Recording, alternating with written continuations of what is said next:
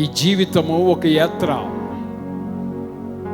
ఈ యాత్రలో ఆనందాలు ఉన్నాయి, ఆవేశాలు ఉన్నాయి, కోపాలు ఉన్నాయి, తాపాలు ఉన్నాయి. మనం చేస్తున్న ఈ జీవన యాత్రలో గమ్యం కన్నా యాత్రే చాలా సవాలుతో కూడింది. చేరవలసిన గమ్యం చేరేటప్పటికి అలసిపోవచ్చు.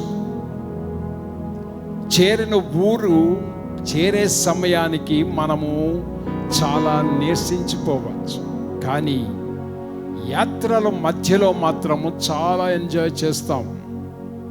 ఒక చోట మీరు వందే భారత్ ట్రైన్ ఎక్కారు, హుషారుగా ఎక్కారు, చపాతీలు తీసుకుని ఎక్కారు, డ్రింక్స్ తీసుకుని ఎక్కారు, ప్రయాణం చేస్తున్నారు. ఆ ప్రయాణం అంతా యూ విల్ ఎంజాయ్.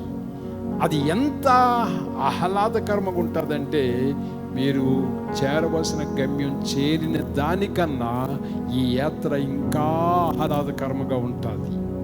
అదే ఇశ్రాయేలు ప్రజల జీవితంలో డెస్టినేషన్ కన్నా జర్నీ చాలా డిఫికల్ట్గా ఉంది. మన డెస్టినేషన్, ఆ స్టేషన్ రెడీగా ఉంది, దెర్ ఇస్ నో డౌట్. ఆ ప్లాట్ఫారం రెడీగా ఉంది, దెర్ ఇస్ నో డౌట్. అయితే అక్కడికి చేరే సమయంలో ఈ యాత్రలో పొగ ఉంది, దుమ్ము ఉంది, ధూళి ఉంది, ఆకలి ఉంది, నీరసము ఉంది. ఇప్పుడు ఇశ్రాయేలు ప్రజలు యొక్క మైండ్ సెటప్ మనకి మాదిరి. ఇశ్రాయేలు ప్రజలు ఎలా రియాక్ట్ అయ్యారు వారి యాత్రలో, అలాగే విశ్వాసులుగా మనము యాత్రలో మనుషులుగా అలాగనే రియాక్ట్ అవుతూ ఉంటాము. ప్రారంభం చాలా సంతోషముగా ఉంటుంది, తదుపరి మధ్య మధ్యలో విసుగు వస్తుంది, సనుగుడు వస్తుంది. గొప్ప కార్యాలు మీరు చూశారు, గొప్ప కార్యాలు చూడకుండా, మహత్కార్యాలు చూడకుండా మీరు ఈ విశ్వాసంలోనికి రాలేదు.